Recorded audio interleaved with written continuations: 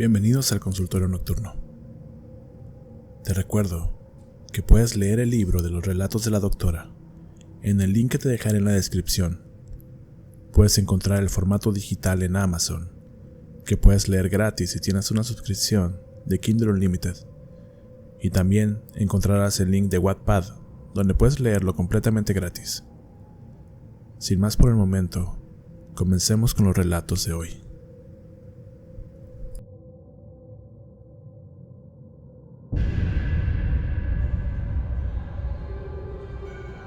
Cuando era niño, Halloween era más que una noche para pedir dulces.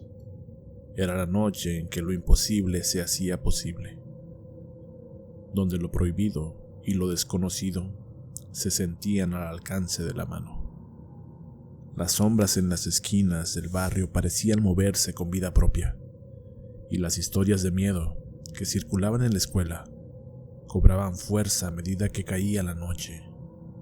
Pero había una historia que siempre nos ponía los pelos de punta. La casa al final de la calle. Una casa vieja y desmoronada, donde vivía una mujer que decían era una bruja. Nadie sabía su nombre y nunca la veíamos salir. Pero los mayores decían que ella practicaba magia negra y se llevaba a los niños que se atrevían a pedir dulces en su puerta. Siempre pensé que eso eran solo rumores, cuentos para asustarnos, y esa noche estaba dispuesto a comprobarlo por mí mismo. Tenía 8 años, y ese Halloween me disfracé de vampiro. El disfraz era simple, pero en mi mente, con mis colmillos de plástico y mi capa, me sentí imparable. Íbamos en grupo, como siempre. Jaime, Marcos, Laura y yo eran mis mejores amigos, y juntos ya habíamos recorrido casi todas las calles del vecindario, llenando nuestra bolsa de dulces, pero aún nos quedaba un lugar al que nadie se atrevía a ir. Todos sabíamos de la casa de la bruja, pero ninguno lo decía en voz alta, hasta que Jaime, con esa osadía típica de quien quiere parecer valiente, sugirió lo impensable. ¿Por qué no vamos a la casa de la bruja?, dijo con una sonrisa que parecía más una mueca de desafío. Todos nos miramos sorprendidos. Sabíamos lo que decían de esa casa, pero el orgullo era más fuerte que el miedo, y nadie quería ser el que se acobardaba. No hay brujas. Esos son tonterías, dijo Laura, tratando de convencerse a sí misma, tanto como nosotros. Sin más, decidimos que iríamos. La casa era la última en la cuadra, alejada del resto, como si el vecindario lo hubiera expulsado. Cuando nos acercamos, algo en el aire cambió. El frío parecía más intenso. El viento hacía crujir las hojas secas mientras caminábamos. Las luces de las casas parpadeaban. Así vislumbramos la casa de la bruja, envuelta en una oscuridad.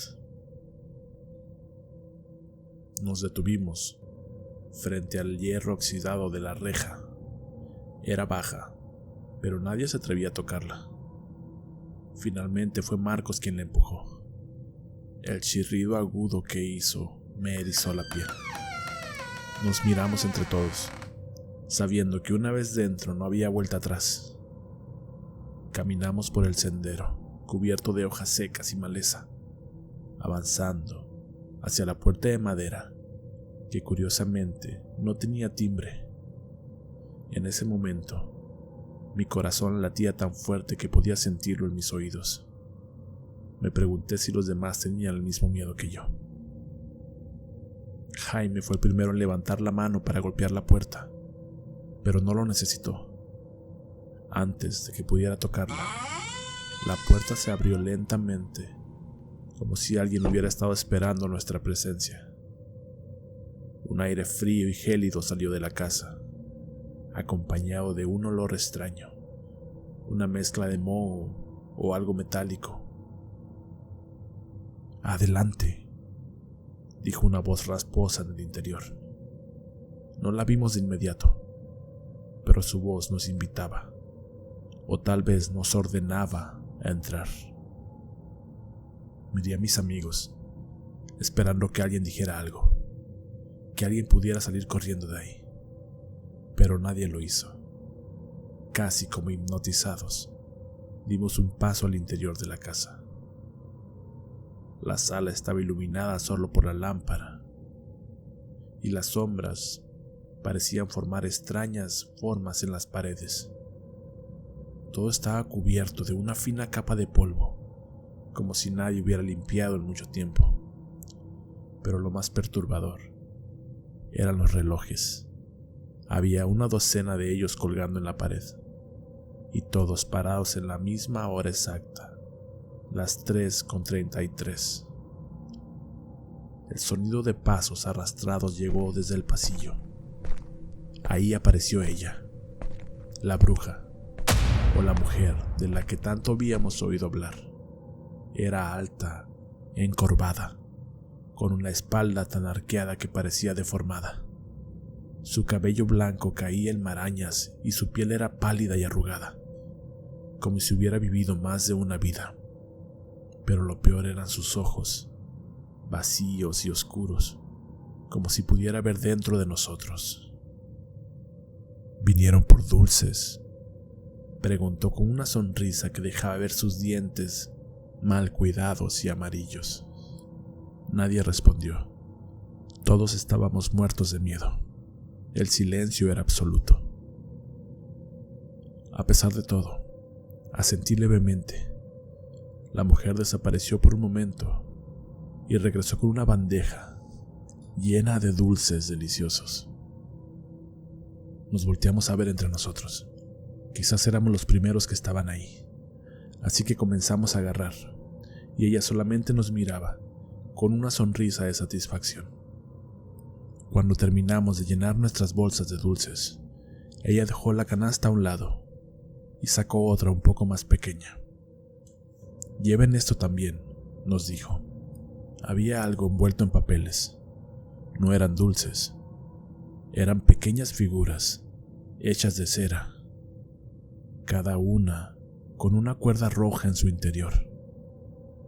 «Tomen uno», nos dijo, «y no olviden agradecerme». Uno por uno, mis amigos tomaron las figuras de cera. Yo fui el último. La figura se sentía fría al tacto, pero había algo más. Yo sentía como un ligero latido, como si algo estuviera vivo dentro de ella. Salimos de la casa sin decir una palabra, caminando en silencio hasta que estuvimos lo suficientemente lejos. Solo entonces respiramos aliviados.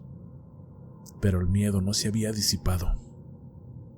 Esa noche, cuando llegué a casa, no pude dejar de mirar la figura. La puse en mi escritorio y me prometí a mí mismo tirarla al día siguiente. Pero cuando me acosté a dormir, algo en la oscuridad me hacía sentir observado, como si la figura de cera me estuviera vigilando. Pero finalmente, el sueño me venció. Me desperté exactamente a las 3:33 de la mañana. No sabía por qué, pero sentí una presencia en mi cuarto.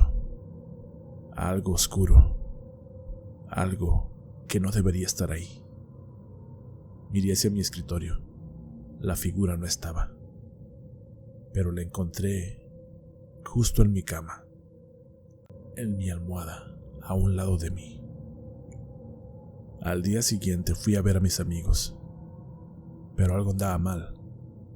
Jaime no fue a la escuela.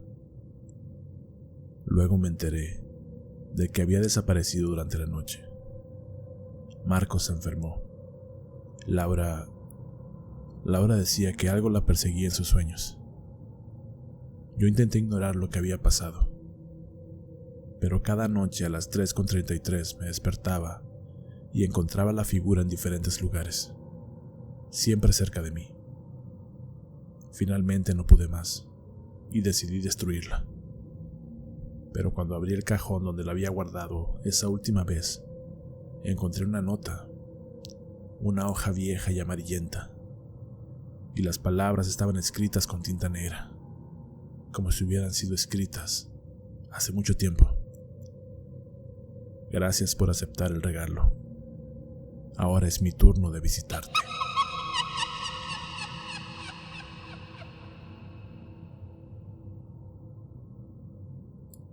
Mi madre siempre me advirtió sobre Halloween.